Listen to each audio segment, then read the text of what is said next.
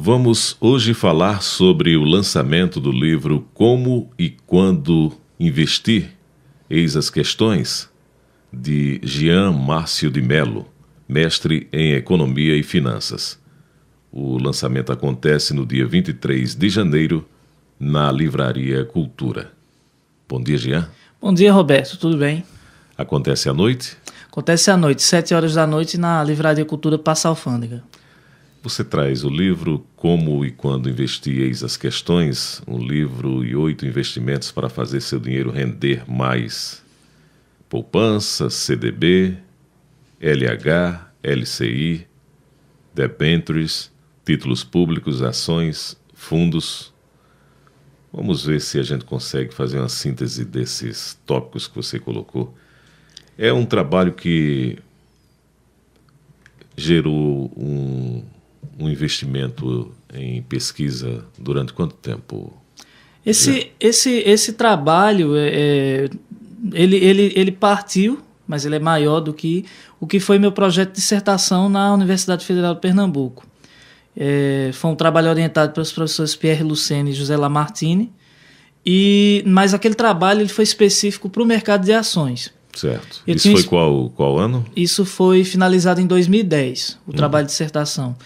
Mas, assim, antes disso, eu tive experiência prévia no setor bancário, né, como gerente, inclusive, e escriturário. E daí também acumulei aquela experiência das pessoas que chegavam para me pedir o que significa investir em fundos, como fazer uma previdência privada. E, assim, somou essa experiência prática com a experiência teórica de estudar o mercado de ações, algo que, de fato, eu sempre gostei. E juntando tudo isso, veio depois o projeto do livro, que na verdade é algo que tem demorou cerca de 3 anos e meio para ficar pronto esse projeto. E a visão dele realmente é falar ao investidor o que de fato ele precisa saber para investir. Saber como paga imposto nos seus investimentos, como escolher, por exemplo, entre poupança e CDB, como analisar ações de empresas.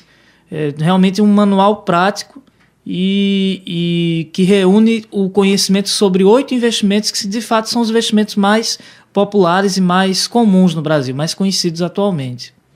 Vamos dar uma passada rápida em cada um deles, né? A poupança, que é mais popular, é preciso acompanhar, estar informado para investir em poupança, ou é a forma de investimento mais simples, que a pessoa vai lá e faz o depósito? O que é que você recomenda em relação à poupança? A poupança é interessante, inclusive, para se falar, porque o que acontece? Esse livro, além de falar desses 8 investimentos especificamente, ele traz logo no seu início explicações sobre o que significa a taxa Selic, o que significa a inflação e o índice IPCA, que volta e meia falados na imprensa, taxa de câmbio e mais outros 4 conceitos que, de fato, para que você possa investir bem, é fundamental entendê-los nem que seja por alto, que é a questão de tendência média, diversificação, risco-retorno e juros compostos. Não é um livro de matemática, mas você pelo menos precisa pegar a ideia.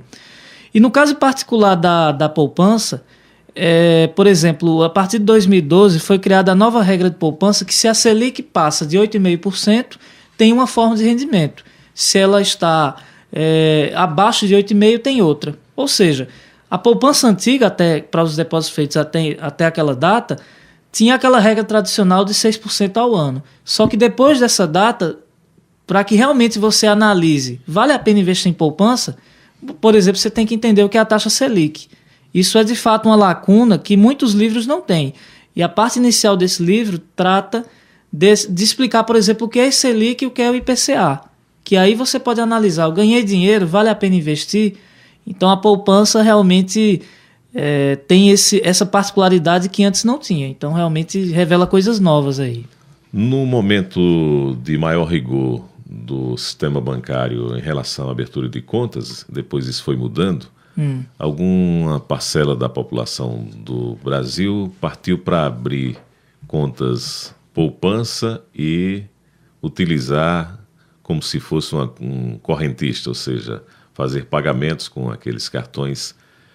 E teria sentido, ou se a pessoa mexer muito, né, nesse investimento de poupança, utilizando como uma conta bancária, é como se anulasse as formas de correção da poupança. A poupança ela pode ser mexida ou tem que ter cuidado com database, essa situação toda? De fato, se você tem um capital para girar sempre, no caso da poupança, você realmente, se você fica volta e meia tirando, você perde aquele período de acúmulo de 30 dias. Mas também tem que se olhar o fato, por exemplo, se você for ter uma conta corrente, você terá tarifas que a poupança não tem. Então, se for pequenas retiradas ou uma movimentação relativamente pequena, de repente vale a pena usar a poupança com essa função mista, né, de uma conta movimento e uma conta de fato para aplicar. Agora, se isso, por exemplo, pode prejudicar o investidor, de separar o dinheiro que é para investir de fato e aquele para usar, aí pode ser diferente ter, por exemplo, duas poupanças, uma de fato para movimento e outra de fato para investir. Então, eu acho que da poupança tem outras particularidades, quando investir. Não é à toa que o título do livro é esse, Como e Quando Investir. Mas, por exemplo, fala alguma coisa dos planos econômicos, né? A gente tem uma visão da poupança que é um investimento sem risco. Uma coisa que esse livro fala, não existe investimento sem risco. E eu começo justamente explorando essa questão pela poupança, que de fato tem seus riscos, como qualquer investimento. Mas sofreu um desgaste grande de imagem na era Collor, né? Justamente, é um fato, mas que deve ser conhecido porque justamente mostra que poupança ou qualquer outra coisa tem risco. Isso está permeado em todo o livro.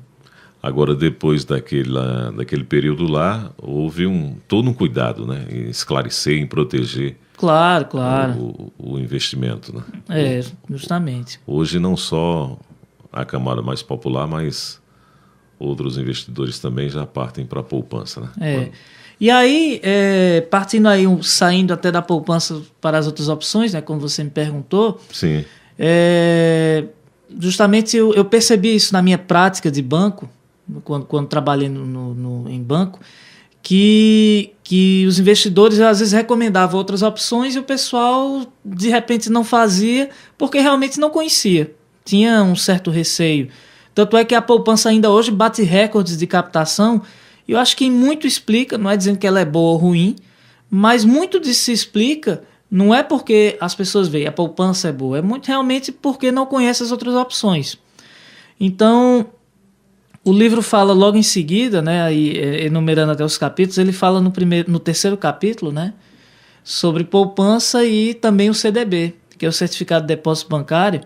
É uma espécie de empréstimo ao banco, você empresta ao banco para que ele use esse valor para fazer suas operações de crédito comercial.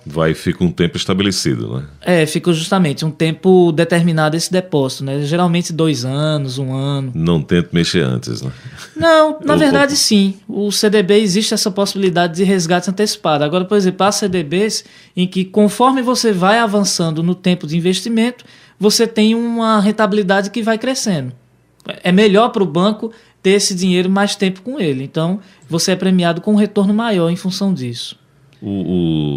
Há alguma semelhança com os títulos de capitalização que os bancos oferecem? Sim, não, porque o título de capitalização ele não pode ser, estrito sensu, considerado um investimento. Ele também é usado para a captação do banco, mas assim, você tem uma remuneração lá, às vezes até inferior à poupança. É uma forma, de repente, você gosta de jogar, você coloca aquele valor lá, você tem alguma correção dele e fica com o risco, né? Digamos, o risco de poder ganhar um prêmio. Mas a título de capitalização, estrito sensu, não pode ser considerado investimento, tanto é que não se trata dele aí. Falamos de CDB, LH.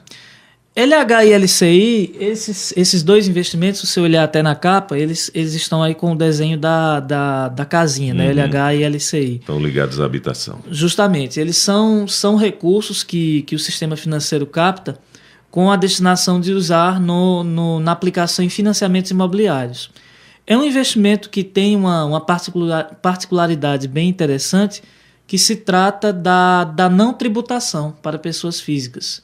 Você coloca esse recurso aplicado em LH e LCI, o rendimento que você obtém... O L é de linha mesmo, né? Linha. O L vem de linha. É letra hipotecária e LCI, letra de crédito imobiliário.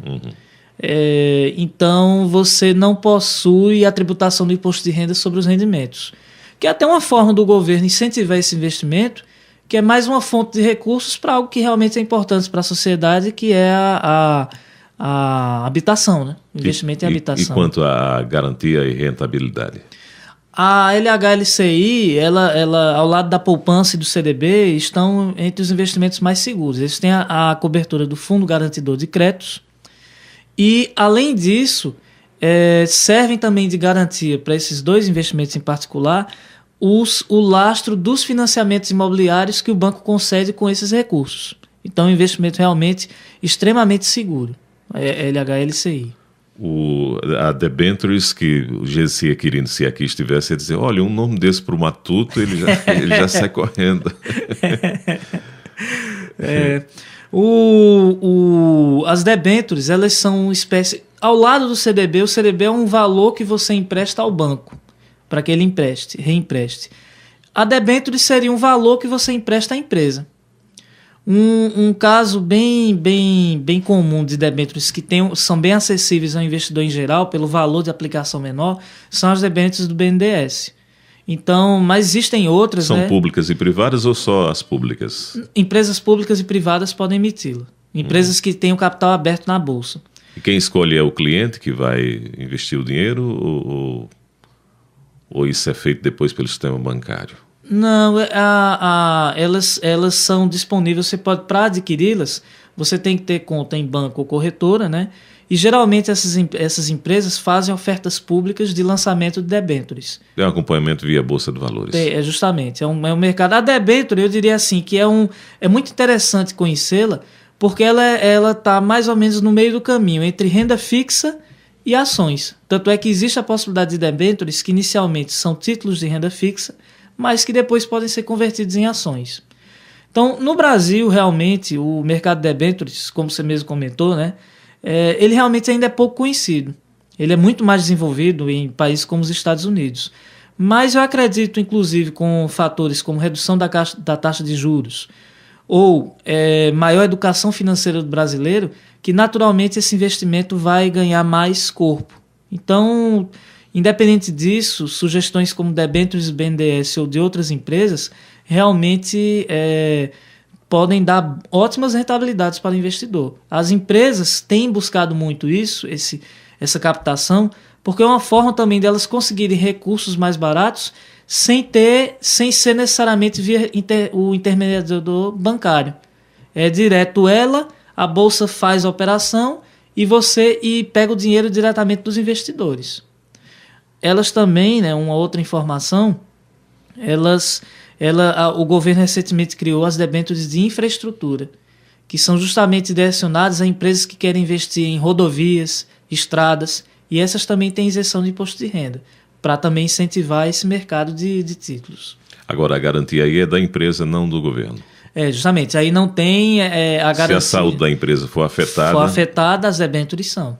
Então, nesse caso, por isso que é interessante você, entendendo debêntures, também entender alguma coisa de ações, para poder analisar se a empresa está bem, né? Vamos então falar das ações, depois a gente volta aqui para títulos públicos, né? As ações, já que há essa semelhança aí. As ações tentaram popularizar de alguma maneira com a questão do FGTS, né? Com certeza, da Petrobras e Vale, sim, né? Mas ainda o brasileiro, o cidadão comum ainda olha com algum receio, né? Justamente. As ações, o investimento em ações, que é onde inclusive foi o meu estudo de mestrado, ele realmente pressupõe que você tenha o conhecimento dessas opções de renda fixa e se eduque. Realmente conheça como é investir. Eu não aconselho a ninguém investir em ações sem antes estudar, porque a chance de quebrar a cara ou só ganhar por mera sorte é enorme, mais de 90%, eu diria. Por outro lado, a gente sabe que a Bovespa, né, a Bolsa, o desempenho da Bolsa vem 2, 3, 4 anos realmente bem ruim. Mas nesse livro eu demonstro, no meu estudo de ações, eu tive uma estratégia pessoal de investimento em ações que me rendeu, no período que está demonstrado nesse livro, 191% de rendimento. Porque uma coisa é você olhar a Bolsa como o índice Bovespa, que é 191% em qual período? 3 anos. 3 anos. De 2009 a melhor, 2009 a 2011, é o período que tá relatado aí. E o investimento que mais se aproximou desses... A poupança ficou em... A poupança eu creio que 15 ou 16. Não dá muito para comparar, porque renda fixa e ações, né? Você também é compensado pelo risco. Mas o que eu quero demonstrar com o que está aí... Mas foi um investimento todo estratégico, com conhecimento de causa. Não, é aquilo que a gente está falando, né? Não adianta a pessoa ir sem orientação. Não foi ao léu, não foi ao acaso, não. Foi estruturado. O investimento de um especialista, né? E assim, eu pus na prática o que foi o meu estudo de mestrado, para ver se realmente funcionava. E de fato, funcionou e tem funcionado. Então, o que acontece? Quando você olha a bolsa, o Ibovespa desempenhou ano passado 15% negativos. O índice Ibovespa, na verdade, é uma grande média do retorno das ações mais negociadas. Mas o que esse livro mostra é que, por exemplo, o Ibovespa tem hoje cerca de 70 ações. O mercado brasileiro de ações tem 500. Então, muitas oportunidades estão fora do índice Ibovespa. Nem são relatadas pelas corretoras. E aí, com o investidor tendo esse conhecimento, sabendo, por exemplo, como analisar os resultados de uma empresa, porque tem uns demonstrativos na internet e são em formato bem agradável, é apresentações mesmo, não é aquele relatório contábil frio e difícil de entender. Mas qual o endereço, o site que... Ou são vários? São vários. O que eu explico aí, por exemplo, ferramentas para que você busque ações. Os caminhos, por exemplo, você, a partir dessa ferramenta, identificar com base em certos indicadores, como o lucro, o patrimônio da empresa, empresas interessantes, e aí identificou que empresas são interessantes, você chega lá e entra no site da empresa. E pega dentro dos relatórios dela, completa a informação. E aí esse livro, o tema ações, ele está em 3 capítulos, fora o anexo, que mostra realmente, explicando no primeiro momento, o que é a Bolsa, o que são, por exemplo, ações preferenciais e ordinárias, o que são os índices de ações. Num segundo momento, ele explica a análise fundamentalista, que é você olhar para a empresa, olhar os números dela. Essa empresa é saudável ou não é? É o segundo ponto, o 7º capítulo do livro. E, por último, como investir de fato em ações. Como pagar imposto de renda quando você ganha com ações. Como utilizar aquela ferramenta das corretoras, que é o chamado home broker, para comprar e vender ações. E outros passo a passos de como fazer de fato. Existem bolsas de valores em todo o país ou a Bolsa de Valores de São Paulo ancora os investimentos de todo o Brasil? Em outras épocas, a gente teve realmente as bolsas estaduais. A gente até o prédio lá da Bolsa, né, lá no centro do Recife, virou centro cultural no Recife Antigo, mas depois a Bovespa, tudo isso se juntou e virou uma bolsa só, prevalente, que é a Bovespa. A gente tem um outro exemplo da BRICS, né, que negocia contratos de energia, talvez não seja, possa nem ser visto como uma bolsa no sentido mais amplo da palavra. No nosso mercado, de fato, para investir em ações, na prática, só a Bovespa hoje. Mas existem até estudos para se abrir outras bolsas, porque a bolsa, na verdade, é um local, é um mercado onde se encontra quem quer comprar e quem quer vender ativos, inclusive ações, além de outros. Aquela correria bem cultural mesmo das bolsas de valores, que lembra até, traçando um paralelo lá com o oposto, né, uma situação oposta da economia, os camelôs no centro de cidade, como a nossa, né, a capital Recife, que bem tradicional nisso. Aquela gritaria, ela faz parte, é aquilo mesmo, as pessoas correm contra o relógio para anunciar investimentos ou cancelar? Eu falo disso no livro. Aquilo era o chamado pregão Viva Voz. Ele foi instituído na Bovespa, salvo engano, em 2009. Hoje, na prática, se você for na Bovespa, tem um enorme painel eletrônico e todas as informações, operações de compra e venda são intermediadas eletronicamente. Não existe mais aquele dos operadores que recebem ordem de compra, ordem de venda, aquela gritaria danada. Aquilo ali realmente não existe mais. Mas o Viva Voz ainda existe, por exemplo, nos Estados Unidos. A gente, eu acho que volta e meia vê no noticiário imagens lá de lá, né? De lá que ainda tem. Essa intervenção humana, pelo menos aparente, né? Porque no final das contas, tudo hoje é eletrônico. As ordens de compra e venda são todas eletrônicas, de fato. Aquela imagem é meio romântica. No caso brasileiro, não tem mais aquilo. Não existe mais. Títulos públicos. Títulos públicos, a eles é dedicado o capítulo 5, e eles são justamente o nosso empréstimo ao governo. O governo capta esses recursos e os utiliza para o seu orçamento, para os seus investimentos e por aí vai. Então, assim, no mundo da renda fixa, realmente é um investimento também muito interessante. O grande balizador do rendimento dos títulos públicos é a taxa Selic. Embora também o IPCA seja importante, né, o combinado IPCA e Selic, por isso reforça a importância de se entender essas duas coisas que estão no capítulo 1. Mas os títulos públicos, eles são, hoje em dia, muito acessíveis, é possível investir a partir de R$30 neles, e tem realmente uma rentabilidade que faz toda a diferença. Realmente, no reino da renda fixa, talvez seja a melhor opção atualmente no Brasil. E seguros, porque assim, eles não têm a garantia do Fundo Garantidor de Créditos. Mas se a gente olhar numa visão extrema, como eles são um empréstimo ao governo, se o governo eventualmente quebra, na verdade todos os investimentos irão mal. Ações, LH, LCI, CDB, poupança, até imóveis irão mal. Então, se o governo quebrar é porque todo mundo já quebrou antes. A Grécia é um bom exemplo disso. Então, são realmente muito seguros. Eles são utilizados muito pelos fundos de previdência, que captam o dinheiro dos aplicadores e colocam em títulos públicos mais longos. E são uma forma de você obter rendimentos sem necessariamente, por exemplo, recorrer aos fundos. Você diretamente comprar seus títulos e formar uma poupança de longo prazo com ótimos retornos, sem dúvida. A gente começou falando sobre os fundos também, não é? Justamente. Poderia ser acrescentado. Os fundos, no livro, eles vêm depois dessa ordem de investimentos, porque realmente os fundos são o quê?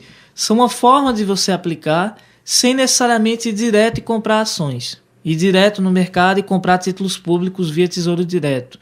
Ou até, em alguns casos, há fundos que negociam debêntures e CDBs, por exemplo. Então, os fundos tipo... O banco intermedia para você essas operações de compra e venda de ativos. É como você contratar alguém para fazer seus investimentos. Então, para quem realmente não quer tanto pôr a mão na massa, os fundos são essa alternativa, em que pese o fato de que, no caso deles, tem a chamada taxa de administração, que é o pagamento para que alguém faça isso por você. E no caso dos fundos, que eu acho interessante falar, são os fundos de previdência privada, que pode até abater seu imposto de renda, e eu falo uma boa parte desse capítulo sobre fundos de previdência privada, que é também um investimento bem interessante. E sempre acompanhando como é que esses fundos estão sendo administrados, né? Claro, é importante, né? A gente tem histórias como o caso Madoff nos Estados Unidos, que foi a maior fraude financeira da história, e assim, é importante realmente acompanhar. Teve aqui, no caso do Brasil, prejuízos com fundos que aplicavam em ativos do Banco Santos, por exemplo, que faliu, né? Mas, de um modo geral, apesar disso, eu posso comentar que o mercado de fundos aqui é bem mais regulado do que nos Estados Unidos. Nesse sentido, a gente realmente é uma referência mundial.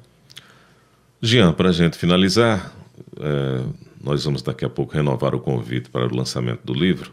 Mas, claro, a gente vai aproveitar aqui a passagem de um especialista, mestre em economia e finanças, as pirâmides.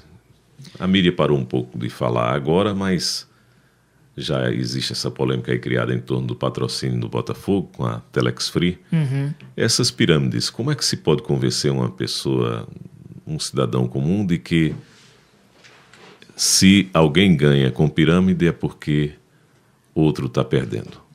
Justamente, é um jogo de ganha e perde, não existe ganha-ganha nesse jogo, né? Esse livro trata muito de, justamente, não existe retorno a troco de nada. Tudo, para se ter ganho, existe risco, e o dinheiro que você ganha tem que ter uma origem produtiva. No caso das ações de empresas que geram riqueza, no caso de títulos públicos, de um valor que é emprestado ao governo, no caso da poupança, de um valor que é emprestado ao banco para investir em imóveis, em financiamento imobiliário, e aí com o lucro ele lhe paga seu rendimento. E o caso das pirâmides, ele vai exatamente contra tudo isso, contra toda essa lógica. Ele começa com 3 pessoas, as 3 pessoas aplicam naquela coisa, né? e oferece a outras pessoas, e o rendimento que elas têm vem da aplicação dessas outras pessoas, e assim sucessivamente. Se o mundo fosse infinito, se as pessoas no mundo fossem infinitas e as dispostas a aplicar em pirâmides fosse um número infinito, seria ótimo, mas não é.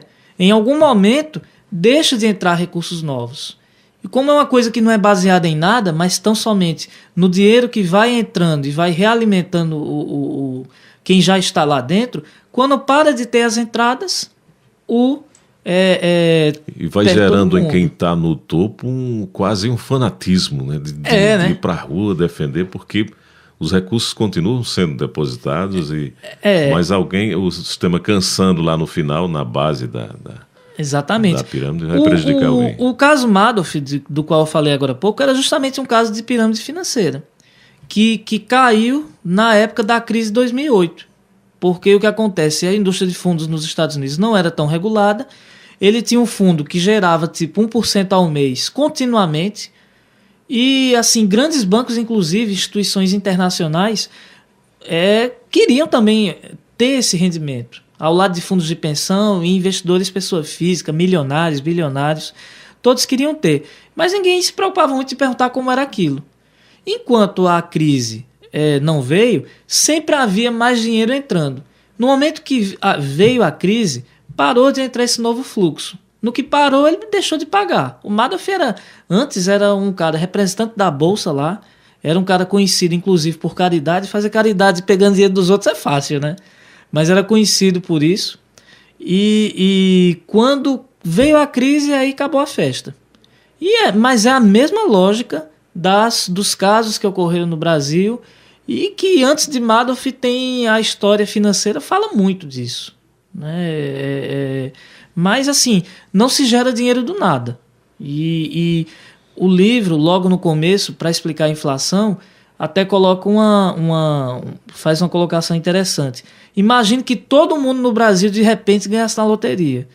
A gente teríamos um país de milionários, e explica-se aí que não. Porque ao mesmo tempo todo mundo ia querer comprar carros, casas, imóveis e tudo mais, só que isso é limitado.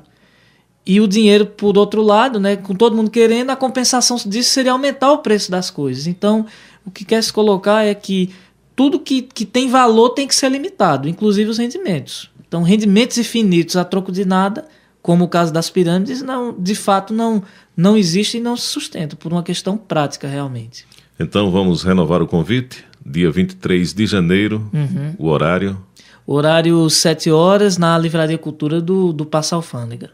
Lançamento do livro Como e Quando Investir, Eis as Questões.